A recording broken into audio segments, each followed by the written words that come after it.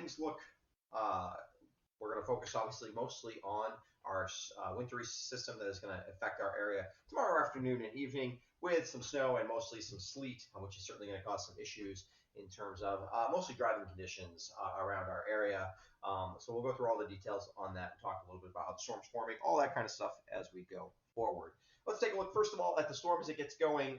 So what's happening here is we've had a very active subtropical jet stream here and a very active weather pattern. As we've been, obviously, you've seen all the stories about what's been going on over in California. They've been training precipitation in across California, and that same moisture train has moved kind of south and east here and is causing a boundary layer here, which is very got a lot of moisture involved, and you can see that all the way up through us. Our system yesterday kind of has helped that to the moisture to settle to our south today. But here across Texas, Oklahoma, Arkansas, Missouri, up into Illinois, we've had these very consistent training thunderstorms that have happened along this frontal boundary.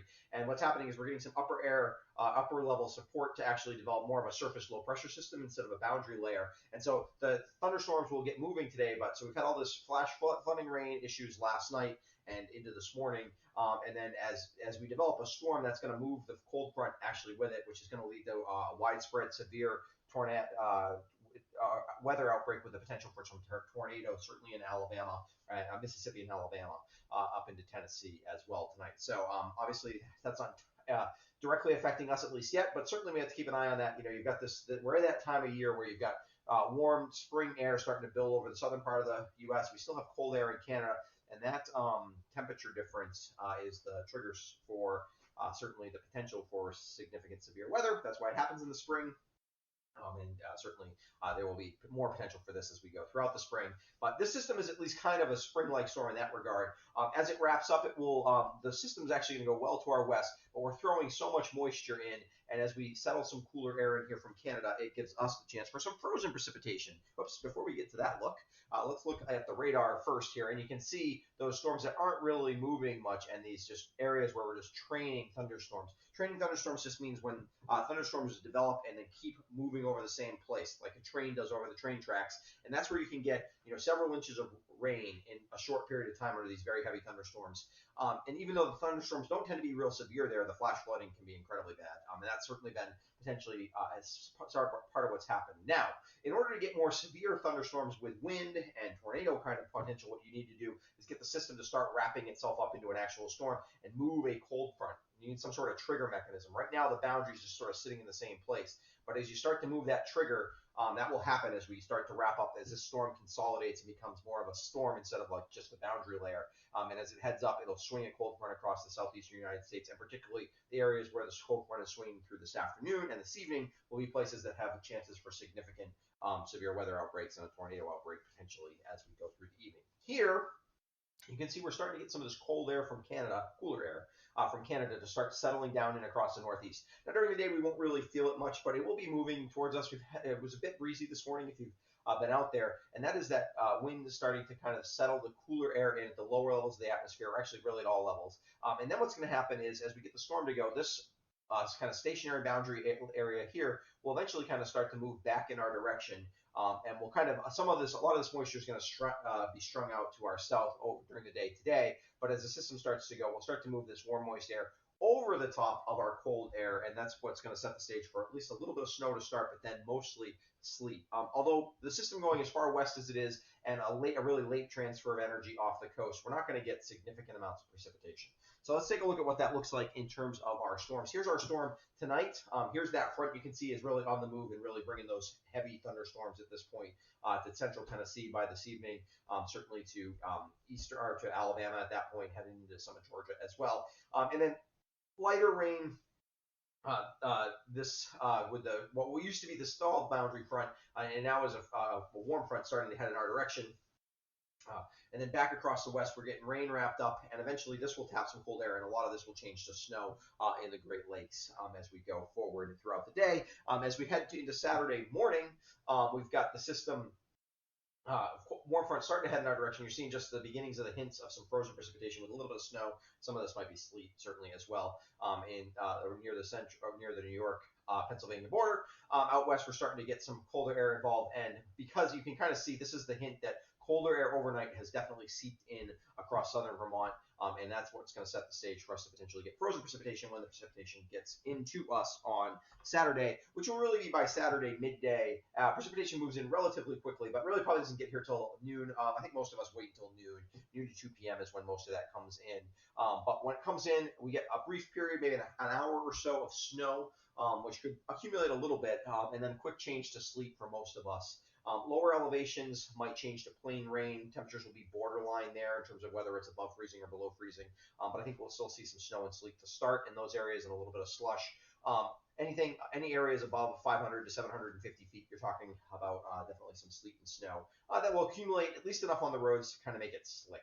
Sleet doesn't melt real quick when it falls, so you're not just going to have wet roads, and will be kind of chilly to start. So those roads will get kind of slippery in the afternoon on Saturday. You can see we do have snow, especially starting to wrap in through a lot of Michigan with decent snowstorm there. Rain for the southern areas, obviously, and you start to see this transfer of energy from this main system to this one, but it's going to happen real kind of slow and real late, which is why we don't lock in temperatures cold enough for snow, but it is going to help lock in temperatures at the surface to keep us sleep so that we stay basically frozen precipitation throughout. By Saturday evening, sleet has continued to push north, but that rain line hasn't really moved much closer to us. And by Saturday evening, in between these two systems, we'll get a dry slot that'll move in, and we'll turn the precipitation to kind of light and drizzly kind of precipitation, probably frozen drizzle wherever we're still below freezing, which will be a lot of locations, but it won't be enough to really cause a big glazing or anything like that.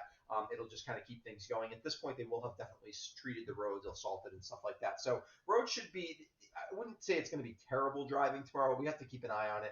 Certainly just want to be careful if you're out there. But by evening, we're starting to wrap up with the precipitation. Overnight, we'll have a chance for that salt to get working on, especially the main roads and things like that. So I think Sunday morning, things are pretty good pretty early. If you had to be out before 8 o'clock, I would say on Sunday you might hit some slick spots, particularly on those back roads. But I think by mid-morning, even like by 9, 10 o'clock in the morning, the road should basically be fine for the most part traveling.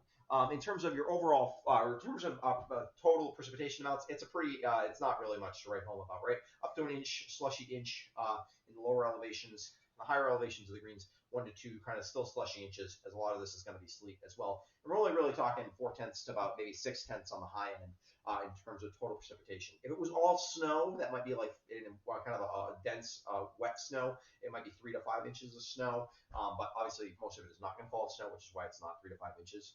Definitely not getting that much snow. 1 to 2 is kind of the total for that. Let's take a quick look at your overall forecast today. We are in the mid to upper 30s, really. Valley locations will hit 40. Could be a peak or two of sun this morning, but for the most part, that is we're going to be mostly cloudy today. We do cool off pretty significantly overnight. That's how we're setting the stage for all this mixed precipitation. Temperatures fall into the low to mid 20s. Tomorrow, temperatures kind of sit in and around freezing all day, just a degree or two above or below, depending on where you are. With that wintry mix starts afternoon, like I said, starting between about noon and 2 p.m. And wraps up, the steady precipitation wraps up by 6, 7 o'clock in the evening, and we continue with some of that spotty, drizzly, light sleet, light freezing drizzle kind of precipitation through about midnight. But everything's wrapped up by midnight or so, and road conditions will be improving. Sunday is a nice, relatively pleasant day, a little breezy on Sunday, and kind of seasonably chilly, I would say, in the upper 30s. That's maybe a degree or two. We're probably in the average temperatures this time of year. We're getting to the low 40s, so not really much colder than that, but about average. We'll have some sun. Decent, actually, skiing-wise this weekend. Today's a real good ski day. Tomorrow morning is fine, and if you want to avoid this tricky travel, you just want to kind of wrap up your ski day by noon, 1 p.m. If you don't mind driving in the junk, you can really ski until you decide that the sleet is more annoying than it's worth. Sunday, good ski day on Sunday. Still plenty of snow out there. Obviously, we're in spring-like conditions now, and the wintry mix kind of just adds on to that. It'll be a little slushy. We're not in powder conditions currently, but we are plenty of snow after all the snow we've had earlier in March.